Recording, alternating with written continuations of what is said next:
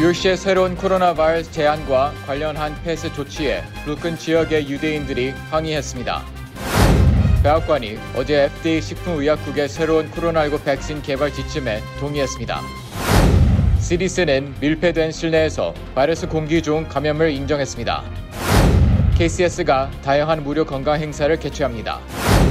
뉴저지 버긴 카운티가 소기업 지원 프로그램을 추가로 신청받습니다. 뉴욕제 150건이 넘는 경찰들이 마스크 미착용 위반으로 인해 논란이 되고 있습니다. 뉴저지 팰리세이드 파크에서 공정한 후보 선출을 위한 기자회견이 열렸습니다.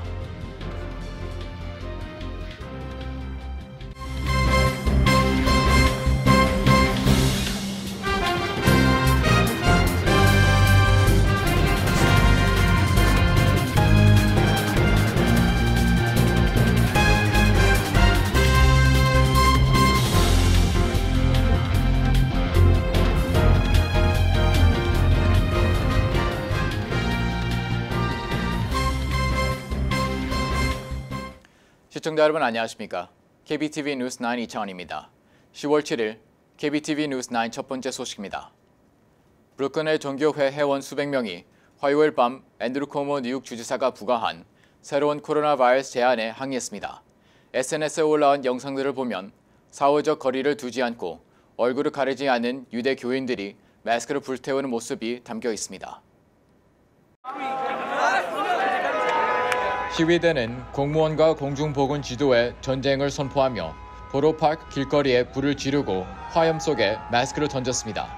소방대원들이 불을 끄려고 하자 일부 시위대가 이에 회방을 놓았습니다. 뉴욕 경찰 측에서는 체포나 소환장이 발부되지 않았습니다. 시위를 반대했던 한 유대인 남성이 시위대로부터 심각한 폭행을 당하기도 했습니다. 이번 시위는 코모 뉴욕 주지사가 브루클린, 퀸스, 빙엄튼, 오렌지, 락랜드 카운티 등 뉴욕시 코로나 핫스팟 지역의 셧다운 조치를 강행하고 이들 주변 지역을 공략하기 위한 클러스터 액션을 발표한 이후 발발됐습니다. 코모 주지사의 이번 지침으로 많은 정통 유대인들이 밀집 거주하는 빨간색 구역들이 다시 폐쇄됩니다. 지난 3월처럼 학교와 비필수 업종들은 폐쇄되고 집단 모임과 실내 야외 식사도 금지됩니다. 종교 모임은 최대 10명으로 제한됐습니다. 또 새로운 규정에는 대규모 집회를 주최하는 사람들에게 $15,000의 벌금을 부과하는 사안이 추가됐습니다. 이에 일부 지역 사회 지도자들은 유대인 사회를 표적으로 삼은 것은 수치스러운 일이라고 말했습니다. 칼마 예가 의원은 어제 시위대에게 우리는 종교의 자유를 빼앗기지 않을 것이라고 말했습니다. 질병통제예방센터 CDC가 환기가 잘 되지 않는 실내 등의 제한적인 환경에서 공기를 통해 코로나 바이러스가 전파될 수 있다고 인정했습니다. 최명진 기자가 전해드립니다. CDC는 지난달 코로나19가 공기를 통해 감염될 수 있다고 CDC 홈페이지에 올렸다가 사흘 만에 실수였다고 삭제한 바 있습니다. 이와 관련해 5일 CDC는 코로나 바이러스의 전염과 전파 방식에 대한 설명을 수정했습니다.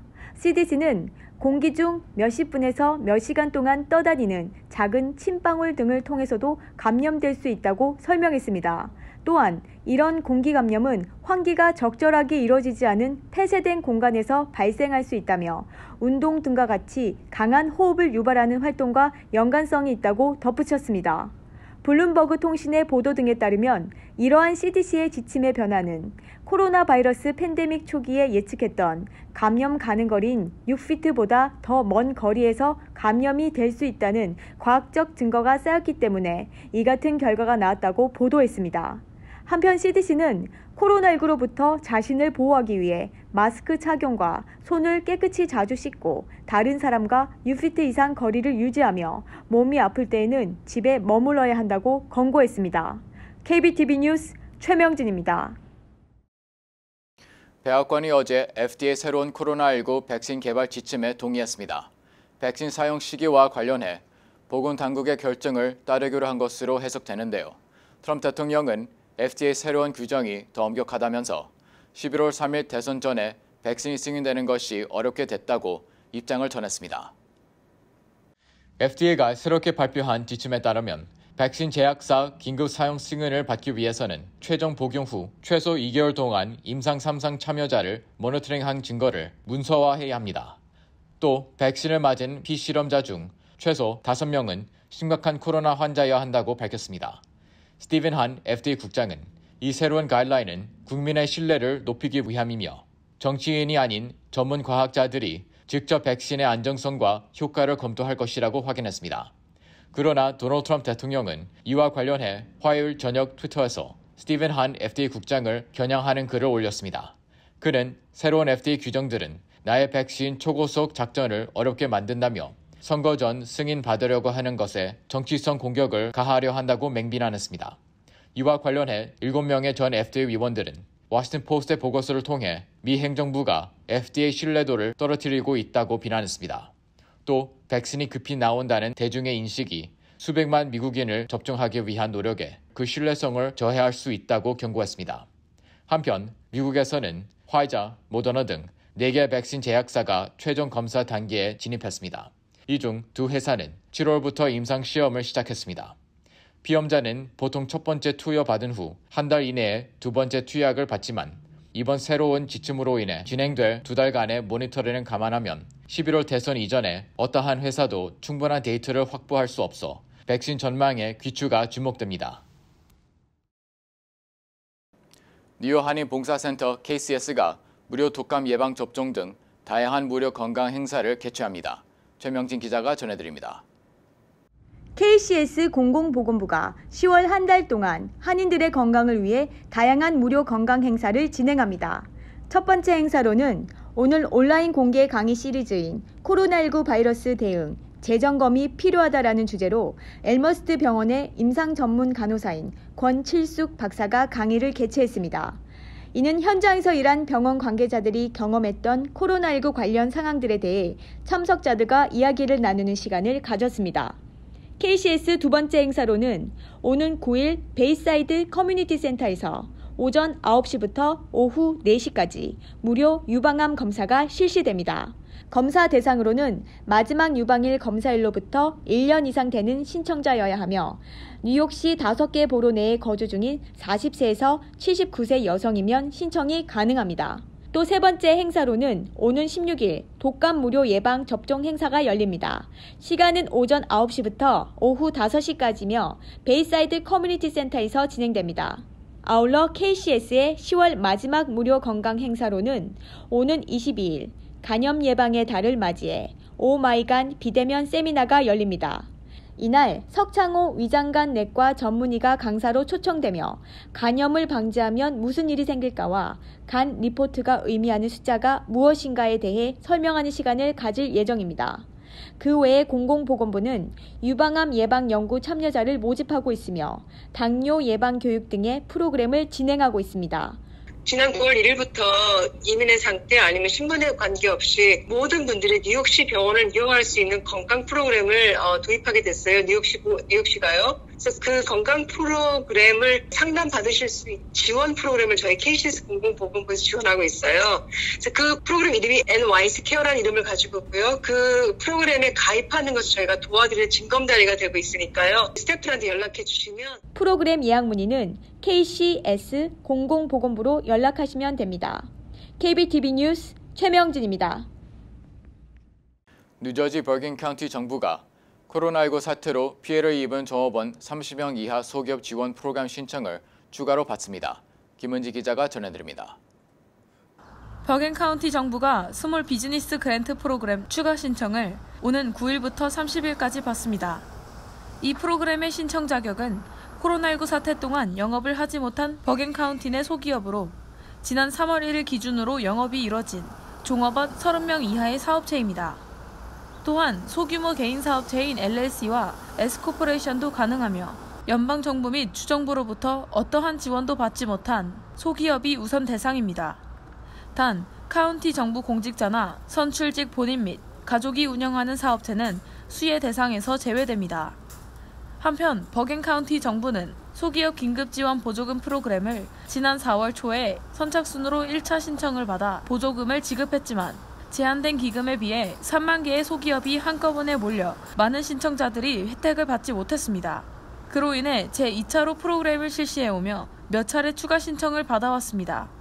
혹시 다른 분들이 신청을 많이 안 하셔서 어쩌면 받을 수도 있겠다 하는 희망을 가지고 서류가 조금 많이 있었지만 그거 다 스캔해서 보냈더니 받게 됐어요. 그래서 깜짝 놀랐고. 뉴저지 경제개발청이 진행하고 있는 이 프로그램은 선착순 심사를 통해 수의 소기업을 결정하기 때문에 한인 소기업들의 경우 조속히 신청하는 것이 바람직합니다.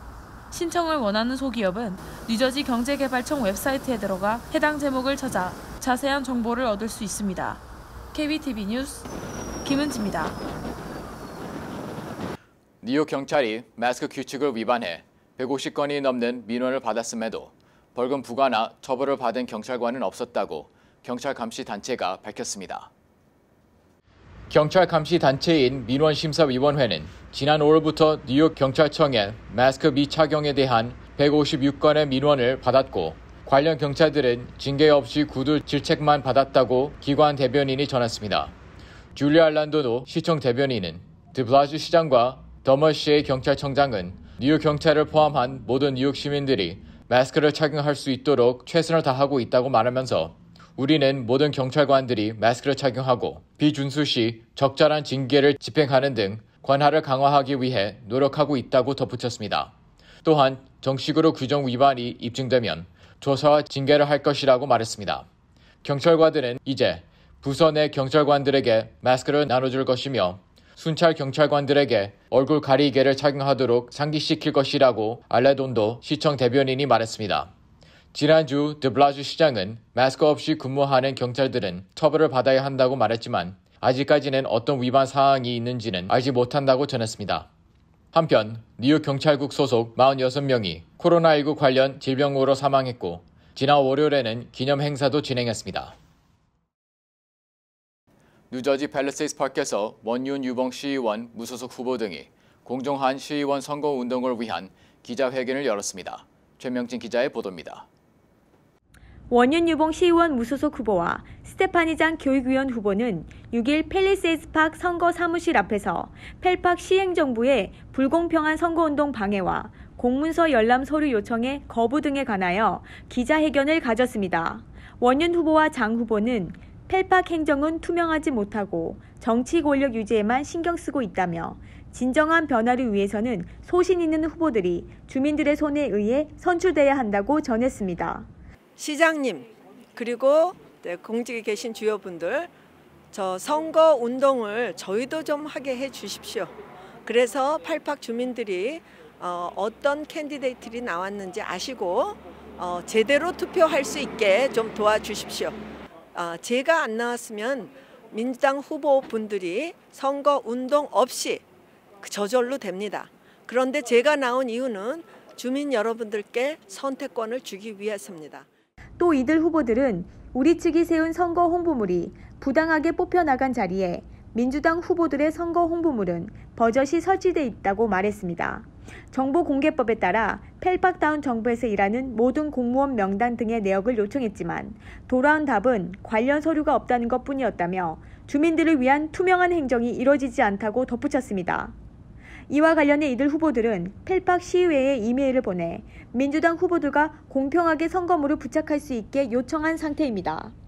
정말 우리는 우는 엄마의 마음으로 이렇게 하고 있는데 이런 일들이 생기는 것은 우리 펠팍 전체 한인 유권자분들의 창피스러움일 뿐만이 아니라 정말 더 나아가서 미국 내에서 우리 한인들의 입지를 망가뜨리는 그런 결과밖에 가져오지 않습니다.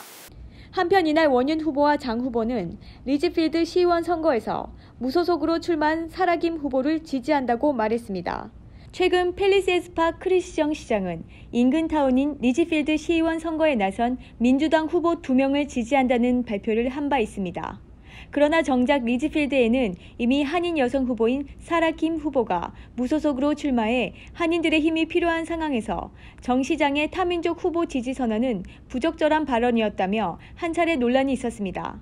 이들은 이와 같은 리지필드 시의원 선거 관련 논란에 대해 한인들의 지지로 당선된 크리스정 펠팍 시장이 이제 와서 당의 이해관계로 인해 한인 후보를 막는 행동은 맞지 않다고 말했습니다. 한인분들이 그분을 얼마나 지지하고 성원하고 후원을 했습니까? 예, 근데 지금 와서는 한인으로 제가 출마를 하는 저에게 이거는 한인이 중요한 게 아니고 자기 민주당 선에서 나온 후보로 자기는 지지하는 게 너무나 당연한처럼 말하는 게 이중적이라는 거죠. 이에 대해 크리스정 시장은 한인 후보를 반대한 적이 없고 소속당의 요청이었다며 2년 동안 시장으로 헌신했고 어려운 이웃을 돕는 데 앞장섰다는 입장을 밝혔습니다.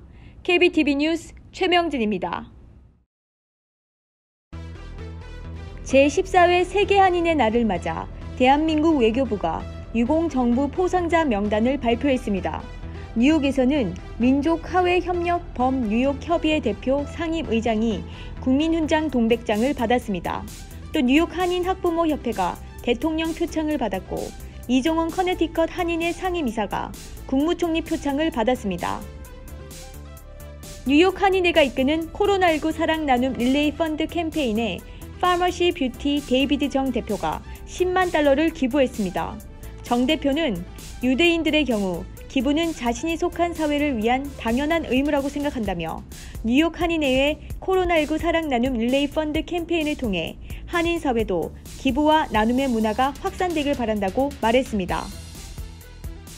앤디 킹 뉴욕 시의원의 의원직이 성추행 및 리베이트 강요 혐의를 받아 상실됐습니다. 5일 뉴욕 시의회 전체 회의에서 킹 의원의 의원직 박탈을 위한 제명안을 표결에 붙여 과반수 이상의 찬성으로 통과됐습니다. 킹 의원은 성명서를 통해 이번 결정은 인종차별적이라고 주장하며 맨해튼 연방지법에 의원직 상실 무효 소송을 제기하겠다고 밝혔습니다.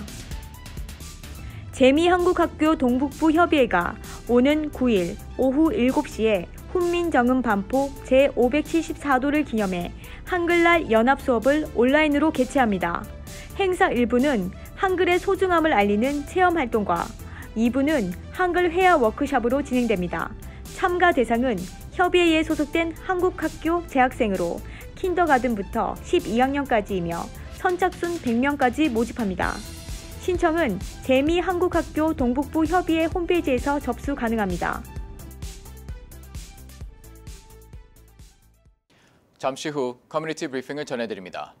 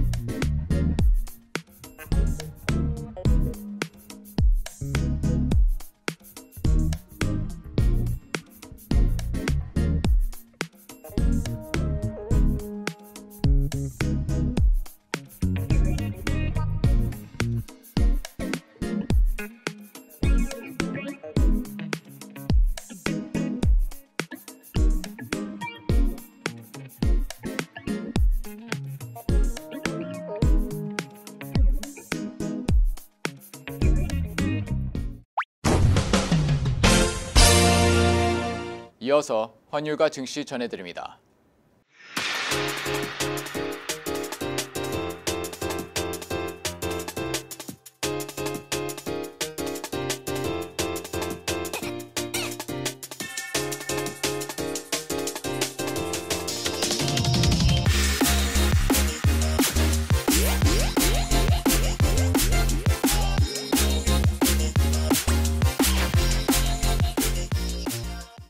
잠시 후 뉴욕과 뉴저지 날씨 전해드립니다.